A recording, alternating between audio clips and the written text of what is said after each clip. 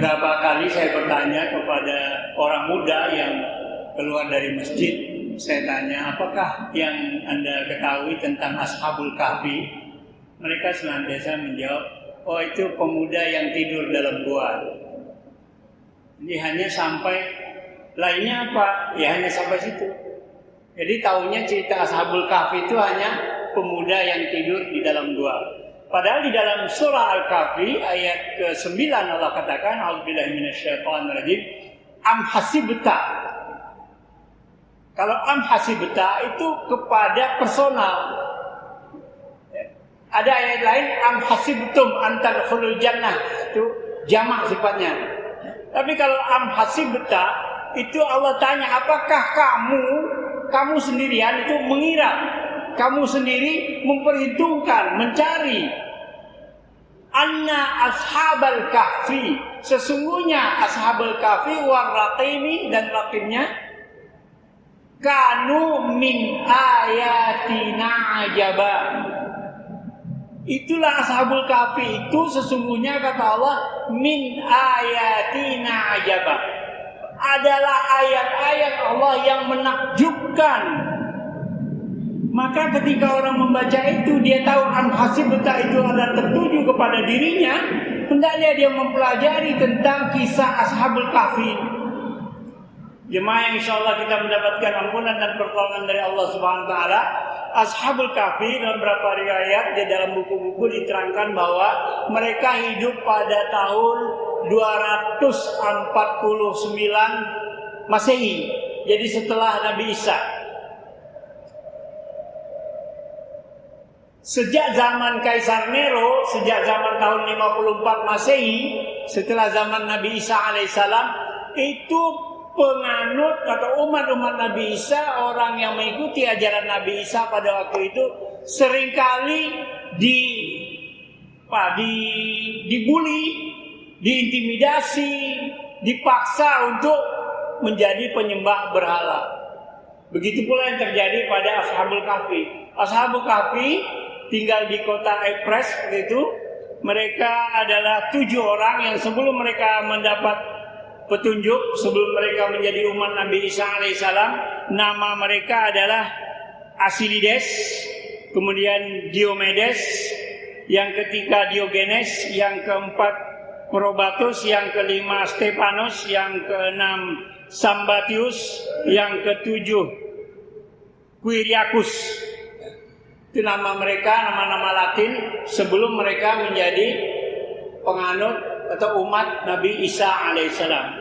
Kemudian setelah mereka menjadi umat Nabi Isa, mereka berganti nama. Yang pertama Maximilian, yang kedua Jamblitus, yang ketiga Jamblichus ya, yang ketiga Martin, yang keempat John, yang kelima Dionysius, yang keenam Antonius, yang ketujuh Konstantin.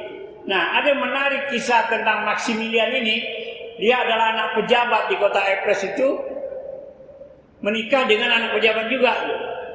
Jadi sekufu lah, sama-sama anak pejabat. Karena sudah banyak uangnya, dia temui temannya seorang ahli batu, pembuat batu, buat bangunan, tukang bangunan gitu. Dia minta tolong dibuatkan patung Tuhannya. Dibuatkanlah oleh temannya ini. Teman hasilnya ternyata dia memang bukan ahli membuat patung, jadi hasilnya buruk. Kesal ya Maximilian ini, masih nama Asilides. Dia kesal, uang sudah bayar, dia tendang itu patung, jatuh, pecah ya. Namanya semen, udah kering, jatuh, pecah, palanya hancur. Yang bikin patung marah, kenapa jadi begini? Ya habis buatan kamu jelek. Ya itu kan Tuhan kamu. Tuhan kamu masa kamu tendang? Masa sampai hancur begini? Nah, makanya terjadi kesadaran pada Asilides waktu itu. Dia dan istrinya yang bernama Helen itu kemudian mencari bagaimana sesungguhnya Tuhan yang sebenarnya. Ya, dia juga merasa bersalah karena dia menendang Tuhannya kan. Ya, tapi dia bingung juga, benar juga kata orang ini. Akhirnya dia berusaha mencari, kemudian dia mendapat hidayah dari Allah SWT, sehingga berkumpullah mereka. Nah, ketahuan bahwa mereka tidak menyembah berhala. Lalu dipanggil oleh gubernur waktu itu yang bernama Dictianus, ya, mencari 7 orang ini. Kalau dapat mau dibunuh, kalau tidak mau nyembah berhala dibunuh. Akhirnya mereka melarikan diri, dituntun oleh Allah sampai kepada sebuah gua. Ketika masuk gua itu mereka berdoa kepada Allah, id awal fityatu ilal kahfi. Faqalu, mereka berkata, Rabbana atina min ladunka rahmah. Wahai Tuhan kami, berilah dari sisi Engkau rahmat bagi kami. Wahai lana min amrina rasyadah, dan sempurnakanlah dan kuatkanlah bagi kami seatas urusan kami yang lurus, ya. Jadi urusan yang lurus. Nah, jemaah yang insyaallah kita mendapatkan ampunan dan pertolongan dari Allah Subhanahu wa taala. 7 orang Ashabul Kahfi ini masuk di dalam gua, mereka tertidur di dalam gua. Allah yang menidurkan sampai 300 tahun. Coba bayangkan apakah bajunya itu akan lapuk. 300 tahun kain ini lapuk, Pak. Tapi ternyata kalau Allah yang pelihara, kain itu tidak lapuk.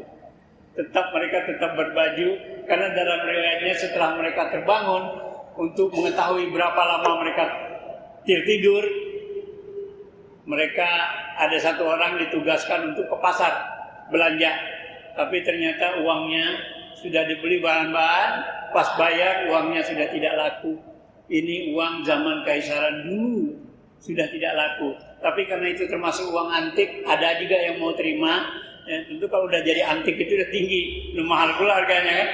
Nah, jadi diterima juga. Akhirnya dia kembali kepada saudara-saudaranya. Nah, mereka menyaksikan bahwa mereka sudah tidur lebih dari 300 tahun. Alhamdulillah. Nah, kita yang pemuda zaman now, pemuda zaman sekarang ini, ya, kalau menurut WHO, orang muda itu umurnya 18 sampai 65. Tapi 65 mungkin TNI udah pensiun, Pak, ya? 65 ada pensiun belum, Pak? Udah, Pak, ya? Tapi padahal menurut WHO itu masih pemuda, Pak. Ya, jadi kita sebagian. Tapi kalau menurut Indonesia umur 40, ya? 18 sampai 40 pemuda. Lewat dari itu setengah bayar. Jadi menurut WHO itu 0 sampai 17 itu masih anak-anak remaja, ya. 18 sampai 65 pemuda, 65 sampai 79 itu setengah bayar, ya. 80 sampai 100 baru orang tua. 100 lebih itu orang yang kelebihan umur. Sebut orang kelebihan umur. Nah, Bapak dan insyaallah jemaah Majlis Husna yang kita mendapatkan ampunan dan pertolongan dari Allah Subhanahu wa taala, bagaimana Ashabul Kahfi ini 7 pemuda ini merupakan pemuda dan seekor anjing yang meninggalkan kampung. Ya, mereka meninggalkan kampungnya itu untuk menjaga akidahnya, ya, menjaga imannya, supaya mereka tidak dipaksa untuk menyembah berhala. Ya. Apa teladan dari mereka? Ashabul Kahfi ini banyak teladan sesungguhnya. Yang pertama adalah menjaga akidah dari ajakan, sudah diajak nggak mau terus bujuk rayu. Nah, jadi ajakan, bujuk rayu, ya. Kemudian ancaman, diancam, ya, ancaman kemusyrikan untuk menjadi orang musyrik. Yang kedua, meyakini akan datangnya pertolongan Allah dengan tetap istiqamah dalam berdakwah. Yang ketiga, menjaga akhlak, adab dalam berdebat yang kuat dengan menjaga sopan santun. Yang keempat, saling tolong menolong untuk kebaikan dan ketakwaan. Yang kelima, menyayangi manusia, menyayangi binatang, dan menyayangi alam ciptaan Tuhan. Nah, pemuda zaman now ini kalau keluar kampung pergi merantau, bapak-bapak sekarang di kampung, petani Indonesia itu 60% adalah usia di atas 60 ke atas gitu. Jadi udah orang-orang yang udah nggak kuat jadi petani sekarang jadi petani di kampung juga. Jarang orang muda, karena orang muda cenderung ingin ke kota. Akhirnya apa? Produksi padi kita menurun. Karena yang ngerjain udah kakek-kakek, baru nyangkul sedikit udah sakit pinggang. Ya. Maka mesti ada lagi gerakan untuk kembali ke kampung untuk menguatkan, ya, produksi-produksi dari kampung. Beras segala macam kita banyak impor. Padahal bumi Indonesia ini luas dan subur. sampai bernyanyi bus-bus tentang kesuburan tanah Indonesia ini. Subhanallah. Nah, orang-orang muda sekarang kalau pergi dari kampung ke kota, tujuannya itu mencari ilmu ataupun pendidikan untuk gelar dan martabat. Nanti udah S1 dia senang, S2 sampai S3. Bahkan Samsung S7 aja tidak begitu bangga ya. Nah, yang kedua, mereka mencari harta dengan bekerja atau berdagang di kota. Nah, yang ketiga, mencari pasangan hidup yang sesuai dengan seleranya. Nah, kalau di kota cantik-cantik, orang yang bagus-bagus, bersih-bersih, jadi dicari pasangan hidup ke kota. Yang keempat, menaikkan gengsi dari teman-temannya. Jadi nanti kalau dia orang kota, ini dari Jakarta nih, bangga ya. Di kampung udah nggak bahasa kampung lagi, sampai di kampung udah bahasa Betawi. Lo gue dipakai di kampung. Ya. Orang di kampung terpana melihat, oh udah hebat anak Syanu. Nah, ternyata anak muda sekarang banyak yang fakir kuota. Ya. Ini fakir kuota yang ditakdirkan oleh mereka. Jemaah yang insyaallah kita mendapatkan ampunan dan pertolongan dari Allah SWT. Mari kita perhatikan surat Al-Kahfi sejak ayat 9 sampai ayat 26 yang menceritakan tentang Ashabul Kahfi, yang Allah katakan am hasibta, apakah kamu mengira. Ini kita jangan kira-kira, kita hendaklah dapat informasi yang sebaik-baiknya. Demikianlah lebih kurang dapat saya sampaikan. Nasrul minallah wa rahmatullahi wa barakatuh. Assalamualaikum warahmatullahi wabarakatuh.